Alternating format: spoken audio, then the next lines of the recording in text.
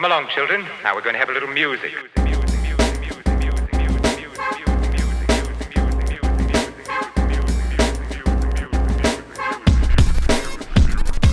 Yo, what's up, y'all? It's your boy RB3. And I'm Wikum. And we are here live on First Cut with a new video talking about the new Disney Plus MCU show, Ms. Marvel. This is exciting, man, because this is honestly one of my favorite shows they've ever done on Disney Plus and on in the MCU really? in general. Yeah. So wow. I'm really loving it. First of all, obviously, like, a lot of people don't know you, Wikum. Can you introduce yourself real quick? So I'm Wikum. I'm a big comic book, Marvel, Star Wars nerd, and that's me and Rob started talking about it a lot and getting into it, and we were like, yo, why don't we film us talking about it? So here we are. All right.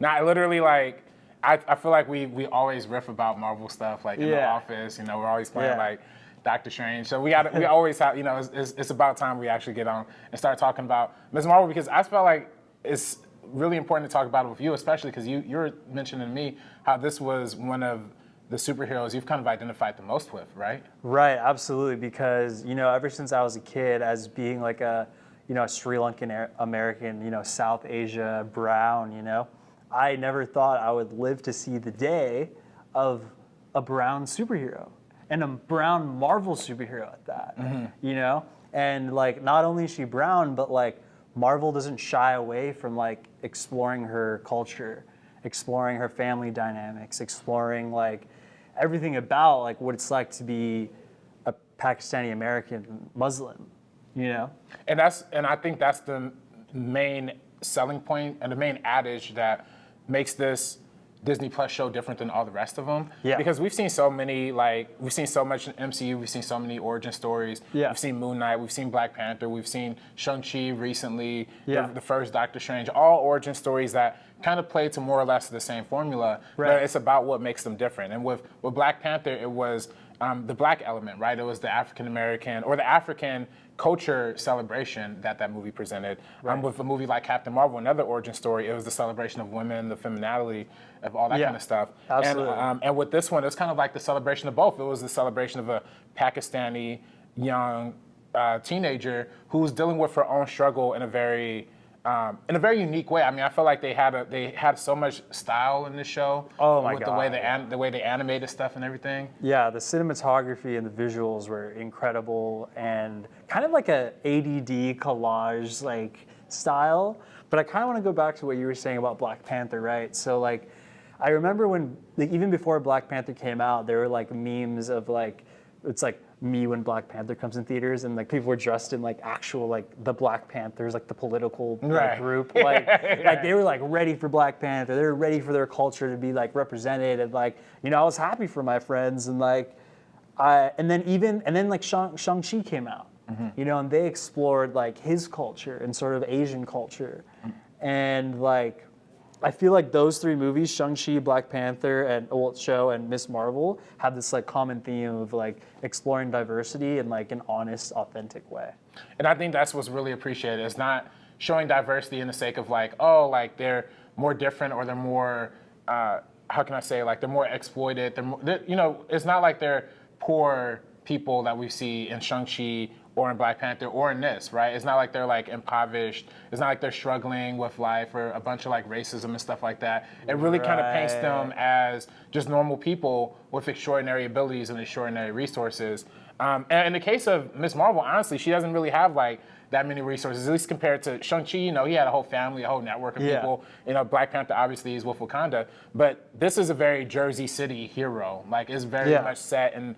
It's very low key. There's not like the massive stakes. It's not like the world is ending at the end of the show. Right. It's very much contained to its own kind of story and isolated in that way. And I dig that about it too. Yeah, I think that it really does a good job of like telling a story that's like unique and at the same time like kind of fits in the Marvel world. And like it reminds me a lot of Spider-Man.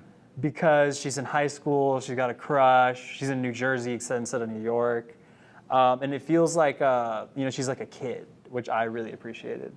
Yeah, I think they really leaned into like the young aspect of it. You kind of alluded to it earlier, like the ADD kind of style of like editing. Yeah. There's times in the background where things will be in the, pictures or graffiti would be in the background, be kind of animated like Edgar Wright style. Yeah. So there's mad examples of them really tapping into the young generation. There's mad references to TikTok, right? Like actual TikToks. And by the way, I did a review on the channel for the first 2 episodes, but we didn't talk. I haven't been able. This is our review of the whole series, so spoiler alert, people.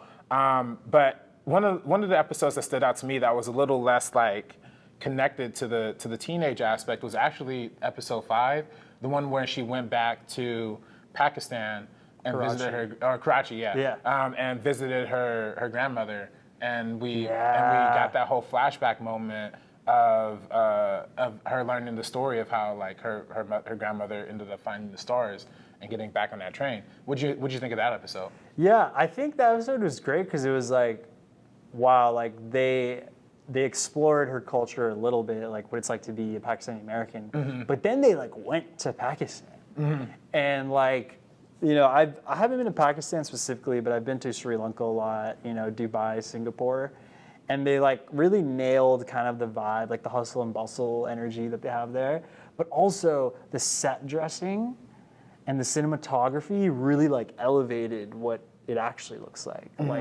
Like the tri-shows were like designed well, and like everything, all the colors were like organized and they put like intention into it.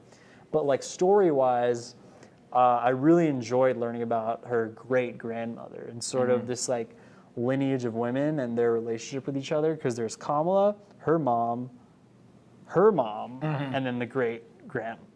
Right, exactly. And kind of seeing like all those flashbacks and stuff like made me almost reflect on my own culture in a way that like I'm first generation and Kamala is too.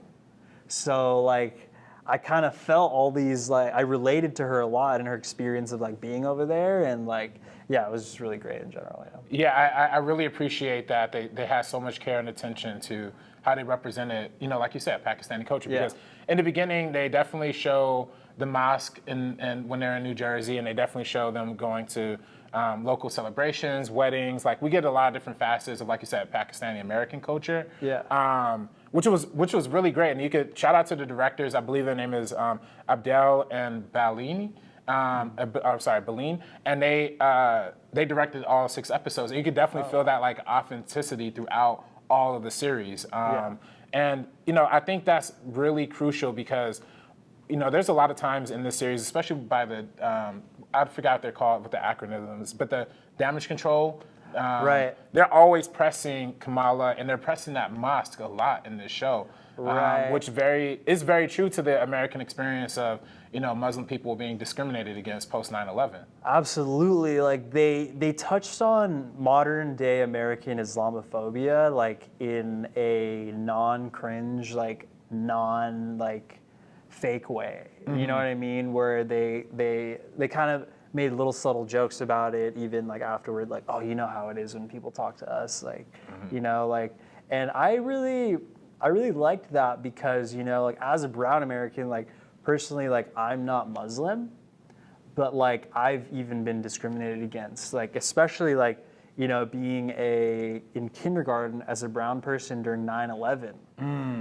Wow, yeah. People just assumed that I was Muslim, and there is just so much Islamophobia. And I think it's gotten a lot better, but I'm really glad that they like touched on that and sort of expressed what that experience is like, Yeah, and they expressed it in a way that was mature, that was sophisticated, in a way that wasn't like pressing, and there wasn't like an overwhelming struggle. But it was a struggle that they acknowledged and that they emphasized. And I think a lot of struggles that they also touched on were like teenage struggles, right? Like the struggles of being a young woman, especially in this world, especially in the world of like social media and stuff like that, especially when she got friends like Zoe, who's like super popping on TikTok. And meanwhile taking credit for her stuff. For me, like you were saying, your favorite episode was episode 5, right? My favorite episode was actually the last episode. Finale, yeah, we gotta talk about that. Because I was happy to see her become Miss Marvel. That's what I was like waiting for. Because she didn't, like, Daredevil did a similar thing where it's like he becomes Daredevil at the end of the season. But like throughout the season, he's doing Daredevil stuff. Right. and like he just gets the suit at the end. But like I felt like Kamala wasn't doing Miss Marvel. She had little spurts of like Miss Marvel stuff here and there, but she like truly wasn't doing Miss Marvel stuff until the final episode. And like I think I was a little concerned in the beginning of like how she could do with action scenes and like is she gonna look silly like because in the early episodes she's wearing like this like really like bad like Captain Marvel like Halloween costume. Right. And I was like, no, this is not. No, I don't want it. You know, I don't want any part of this. You know, but at the end to see her character really like, you know, manifest was really great. Yeah, they definitely did that. I remember when in Spider-Man: Homecoming they did that same thing where they gave him like the ugly Spider-Man suit with like, the hoodie or whatever before he got like the real suit. Yeah. So yeah, I definitely feel like that transition to suit is like definitely a quintessential part of like the origin story, right? But I also feel like this movie was so sweet in the fact that, you know, spoiler alert, the fact that it was her mom that gave her the suit and it was her dad that gave her the name. That is so sweet and endearing, and that's something we don't see in a lot of like Marvel stuff. Even with Shang-Chi, like Shang-Chi has a messed up father, fucked up father situation.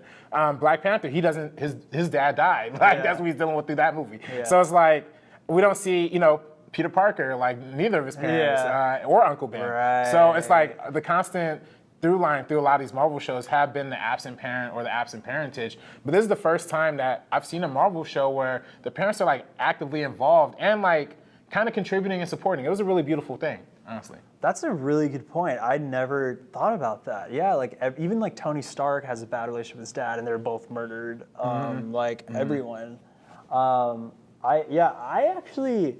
It's really crazy, like, seeing her talk to her mom and her dad, like, they use the word ammi to say mom. Like, that's how I say it in my language to my mom. Oh, wow. So, and, like, the main actress that plays her mom, like, kind of looks like my mom. Really? So, like, I just, like, felt this, like, weird connection to the show and, like, everything the mom was saying and, like, I was like, is this how like white people feel watching every other show ever? Right. Basically, yeah. Is this what I've been missing out on? Like relating to characters in a extremely like deep and profound way. Like I've never experienced that before, you know?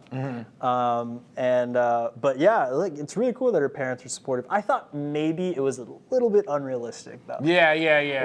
Like her dad was like, I want you to be safe, you know? And they're like watching her like fight a bunch of people shooting at her at the end. And I'm like, you're gonna let her keep doing this? Yeah. Like, but then at the same time, it's like, you know, Aunt May is just as guilty. Right. Yeah, Aunt May is like, she full on embraces it by the second movie. You know? So it's definitely funny. Like, I definitely don't know. Again, we don't have superheroes in real life, so you don't know like how supportive parents will really be. Right. But like, I don't know how support. You know, we definitely get a lot of those. Like, you know, we're both ethnic. You know what I mean? We both got like parents who like be pressing us a little too hard. Make sure you get home safe. You know, make sure you like texting us. You know what I mean? So it's like, I do kind of wonder like.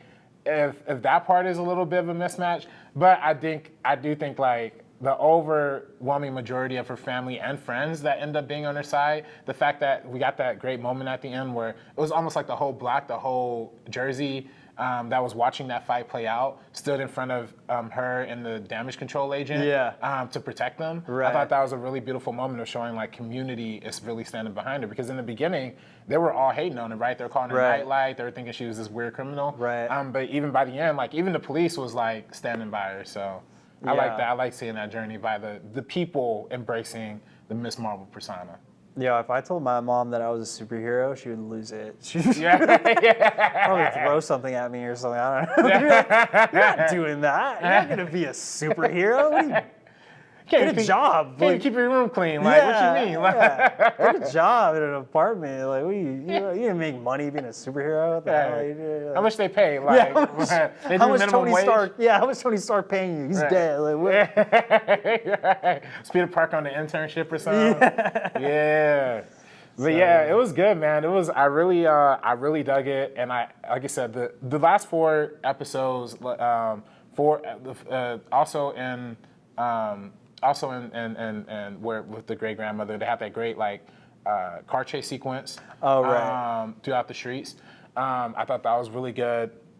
So episodes 4, 5, and 6 were like really like the three standouts. You could definitely tell they didn't have the most effects budget, you know what I mean, for the final look, because you could definitely tell they were cutting around it a lot. And I was like, are we actually gonna get a full shot of her? Like, we never got a full hero shot of Miss Marvel with the full power up. Right. So that was the only thing, but I do think they're pushing towards alluding to that in the Miss Marvel series, in the Marvel's TV show. We're gonna probably see the big budget. That's a movie. The movie, right? yeah, the movie, Yeah, with Brie Larson, and we gotta talk about the post-credit scenes by the way too. Oh yeah, I do want to touch on the VFX thing. I thought the VFX were not good. Like like her powers, like her sort of like crystallized Green Lantern-ish like arms and fists, they looked so cartoony. And what was her love interest name? Cameron, yeah. Cameron. Like when he used it too, it just didn't look like it fit in the world, and I couldn't tell if it was like a stylistic choice or if it was like a lack of budget. But I really hope in the movie they sort of figure that out a little bit more. And I've seen like leaks of her new costume. They give her another one in the movie. Oh, really? And it looks pretty good. So I'm hoping that they kind of like figure out the kinks and the VFX of her actual powers. Yeah, I think like that's going to be crucial. And and I know a lot of reports recently have come out about Marvel, like the VFX people have been saying they've been overworked, like working on Marvel projects and stuff like that. Yeah. That being said, though, I do hope that they level up for season 2, and we get to see more, because I'm sure we're going to see more of the Red Daggers, right? We're going to see more of Cameron. Like I know that's not going to be last of film. With Bruno, I'm kind of curious because he's going to Caltech, so he's going to be in Los Angeles. And part of me wonders, like, they've been alluding to setting up like a Young Avengers for a long time. Yes. Which is, I believe, West Coast based. So that could be interesting. Maybe we see Bruno in like a capacity of like that sense. They're secretly, or not secretly, but they're kind of low-key building the Young Avengers with Kate Bishop. And then in Falcon and Winter Soldier, you see Patriot for a second. Do you remember the Black Captain America? Yeah. His son is Patriot in the Young Avengers. Okay. You know, and then Kamala, and then like they're slowly building it over time, which is really cool. But speaking of that character, what about the final thing he said to Kamala? The mutation. You gotta talk about Right. That was huge. That was a huge moment. Especially because I thought, they could say the word mutation. You could say, like it's a genetic mutation. But they played the little 90s X-Men music in there to really let you know, all right, this is legit. I kind of felt it coming, like, because he was like building up to it almost. He's like, I see something in your DNA, like it's different from your family. I'm like, is he about to say like I saw it coming, and then like usually they say enhanced in the Marvel, like an enhanced individual. Right. But yeah, when it said mutation, you hear the little X-Men, like, I was just like, damn, man, like, and I wonder if that's like sort of a foreshadow of the tone of X-Men. Like, I wonder what X-Men would be like with like this high school Miss Marvel like kids tone. Right. Because that would be like interesting, I love all the X-Men movies, but I know that I'm biased for some of them, like The Last Stand, or some of them are not good. But like, for me, like Marvel getting X-Men back is like one of the best like things to ever happen. Like I think X-Men are gonna like save these next 2 phases of Marvel. Really? Yeah, I think the X-Men are gonna carry it. I mean, I definitely think they're definitely like gonna be probably the biggest part, because you see they put. They changed her into a mutant, because in the original comic books, she's an Inhuman, right? Like, I guess like if you like read the, I don't know, I didn't read the comics, so like don't get at me in the comment section. But you watch Comics Explained. I watch Comics Explained. I watch Comics Explained. Yeah, shout out to my guy. Yeah. We both watch. You know what I mean? I be watching the channels. I know like some of the. I know they talked about how. Because, in the 2014, they were kind of almost trying to get rid of X-Men in the comics. They were trying to do more like Inhumans type shit, because just because of the rights. The rights, exactly the rights. And they made that Inhumans movie that nobody saw. The show, and then they bring Black Bolt in Doctor Strange. Right. That was the most random cameo I've like. I was like, who? That was the first time I was like, what's going on? Like, who is that? as an I'm avid like, TV watcher. I'm me. I know everyone. And Yeah. like, why? Oh, it's from the one horrible show that Right. Marvel made. Like, No, but no. yeah. It's trash. I called it a movie because I literally only watched the first 2 episodes. Yeah. So those are my 2 hours and not getting anything more out of me. But yeah, I thought they were gonna, because they had Black Bolt and Doctor Strange. I thought, all right, they slowly bring the Inhumans back. But nah, they pushed it towards the other direction of mutants, which, hey, honestly, I'm here for. Kamala Khan being the mutant. But yeah, I liked it overall, man. I like the show. If I had to rank Marvel shows, I'll probably go WandaVision #1, and then just solely because, and it's not even like the best TV show ever. I think the ending's kind of weak, but I think overall, just what it lends to the MCU in terms of the story and then the payoff in Doctor Strange. exactly, too, like, exactly, yeah, big payoff. Yeah. Right, exactly. So I'll probably put WandaVision #1. I'll put Miss Marvel #2, man. I'll put Miss Marvel #2. Wow. Yeah. I'll give Loki #3, Falcon and Winter Soldier #4, What If #5, big pile of shit. Then Hawkeye and Moon Knight. So that's how I'm ranking that. You put Moon Knight under Hawkeye? and a big pile of shit? Yeah. Oh yeah, definitely. Yeah. Moon Knight. Yo, Moon Knight might be like my number 3. #3, really? Okay. See, Okay, let me do my. I'm a hater. Let me think about mine. Yeah. Damn. Okay, I think I'm gonna go WandaVision. Okay, understandable. That's yeah. Falcon Winter Soldier. Falcon Winter Soldier. Really enjoyed that. Love that. Didn't like the speech he gave. Moon Knight. Moon Knight. Wow. Yeah. High up. Oscar Isaac fan. Yeah. Yeah. I mean. Wait, what else is left? Oh, yeah, Miss Marvel left. Oh, Loki. Hawkeye. Miss Marvel. Okay. High 4 spot. Loki. Loki. Hawkeye. Okay. Would you put What If? Would you put What If? Oh, in it? big pile of shit. What? Oh, was that? It's not that it's a big pile of shit. It's just for me, animation's very hard to watch now that I'm older. You know, I used to, but also I don't want, like, I like self-contained stories in the Marvel universe, but like I need like some connection, or I don't know. It just felt like too all over the place, and like, yeah, it just wasn't for me. I feel that. Yeah, that's my ranking. Yeah, I feel that. Hey, let us know in the comments down below, how would you rank the Marvel series, the Marvel TV series so far. But yeah, man, so let's wrap about Phase 4, man. You know, we're about halfway through. We still got a few more movies and a few more TV shows. But what about the future of Phase 4? Like, what are you most excited for? You know, honestly, Quantum Mania is what I'm looking forward to the most, just because, you know, I've been rewatching the entire Infinity Saga, and even during the Infinity Saga, Ant-Man. He isn't my favorite Avenger, but his solo movies are my favorite solo movies. Iron Man's my favorite Avenger, but like his solo movies 2 and 3, I don't know, aren't that strong. Like they don't stand the test of time really well. But like Ant-Man 1 and 2 are just solid, like just like funny, good time, sci-fi, like creative, like just a good time. And like now they're introducing Kang. And you know, Wasp is established. They're gonna go into the quantum realm, dude. They're gonna like, dude, I'm so excited to like see Kang, and I think that movie is gonna be epic. And I think I saw, like, it was either a concept art picture or it was a set photo of the Ant-Man helmet like cracked, and the reflection was Kang.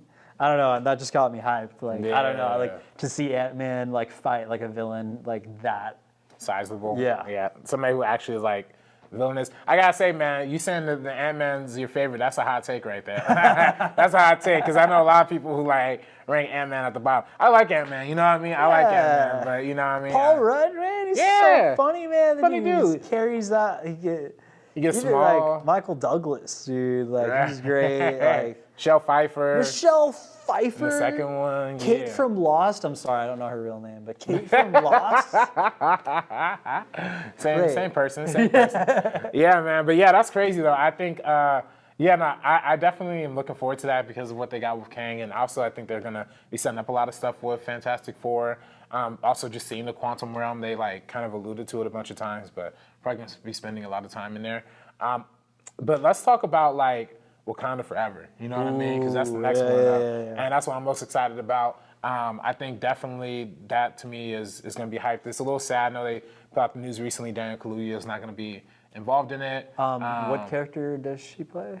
Daniel Kaluuya, he's the he's from Get Out. Yeah. Yeah, I saw that article. Yeah. He's the dude with the rhinos. He wasn't like a major character. Right? Yeah. He didn't really like. He was just had beef, and then he like switched sides, and right. I feel like that movie's so big that like I don't know, like he. Yeah, they can miss a few characters. Obviously, Yeah. we're not gonna have the OG Chadwick, R.I.P. Yeah. But R.I.P. we're gonna see probably Shuri taking over the mantle, or whoever's gonna take over the mantle. Now, let me give you my theory though, because I've been saying this theory not out loud, to the public. Like I've been saying it to people. Okay. But let me tell the internet. Let me tell the internet right now, so it's on the record books. I think in Wakanda Forever, Michael B. Jordan is gonna come back, right? Because you remember at the end of the movie, he was like, "Put me in the water where my ancestors were buried," type stuff, right? Yeah. All right, they throw him in the water, right? Guess who's underwater, and guess who's rumored to be in this movie? Namor. Let's go, baby. So Namor picks up Michael B.J. and is like, "Yo, man, what's up with you, man? You looking all bulleted up or whatever?" Fixes him up, returns, fights on the Namor Aquaman fight, on the underwater side or whatever, and then we end up getting Wakanda versus Killmonger again. So that's my prediction. Now I don't know what y'all think, but I would say like I think Namor will like. Oh wait, you think he's gonna like it's gonna be Killmonger versus?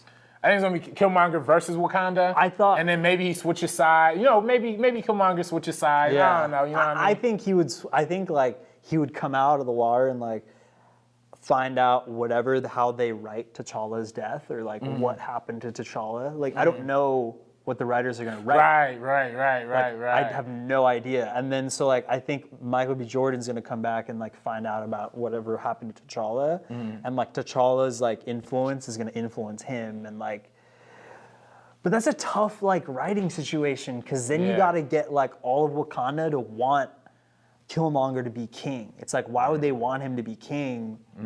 Oh wait, he has the birth. Doesn't he have that? Isn't he have the birthright? Yeah, he's royalty. He's royalty. Yeah. So that's how he gets in. He's gonna be the last one with royalty. Right. Man, right. if Michael B. Jordan becomes Black Panther, I'm gonna lose it. That's my theory, man. That's my theory. I mean, obviously, everybody's alluding to Shuri, and they're gonna be introducing like Ironheart in it or whatever. Yeah. So there's gonna be things, but honestly, that's my theory. I know they keeping it under wraps so far, but if Michael B. Jordan is in Black Panther 2, give me $1 million right now, because I'm on the side. I'm a little worried about that movie because like, Chadwick Boseman died in the middle of writing it. The actress that played Shuri, she was like anti-vaccine, and she couldn't like film, and she had issues with Marvel, and like. If she was gonna carry the franchise, like that sounds rough. The fact that she like wasn't working with the studio, you know what I mean? And then like also introducing Ironheart and Namor. That's a lot. That's a lot. Not going on. Like Shang-Chi didn't introduce anybody,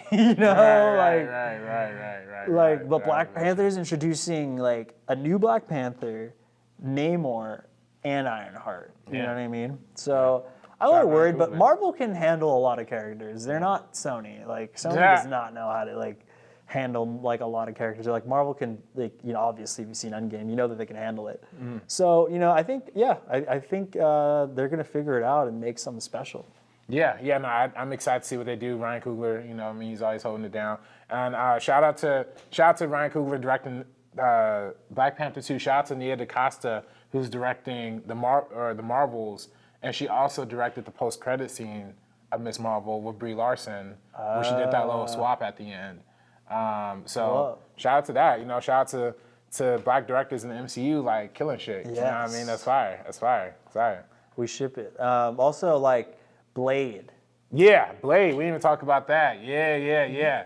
We did get a hint of Blade at the end of Eternals. Right. Everyone's favorite Marvel movie. Yeah. Right. Like, if you've seen it. Right. Have you heard of it? It's Eternals. So Black Knight, but he's not Black Knight yet. What's his real name? Phil, something? I don't know. Yeah, Something so boring. Jon Snow is Black Knight, okay. And he gets the sword because he wants to help, the Eternals. And then you hear a voice off screen, and I forgot what it says, but it's like, you're not ready for, or something, but it's a deep voice. I thought it was the Watcher from What If. Yeah. Then I go online, and I see it's Mahershala Ali. Yeah. And he's as Blade. Yeah. So, like, we've technically, like, Blade's been in, the MCU already, but yeah, like, I remember watching the other Blade movies with Wesley Snipes. Yeah, classics. Classics, those were good, dark, very like early 2000s, late 90s energy, To see like an actor like Mahershala Ali, like from Moonlight, this is like an Oscar-winning, like heavy hitter, dude. To play Blade, man. And also I'm excited about Blade because the Dark Avengers or Doctor Strange, what's the Midnight Suns with all the dark characters? So Doctor Strange, Moon Knight, Blade, Punisher, Daredevil, like are all on one team. Oh, and Ghost Rider. Like, I'm excited for the dark side of Marvel. I'm excited for Marvel to start dealing with like vampires and like demons and like you know what I mean? Like, I'm really excited to see like how they handle that. Yeah, no, it's definitely gonna be exciting. I think like there's so much potential they have with like the movies, the shows, with all that combined.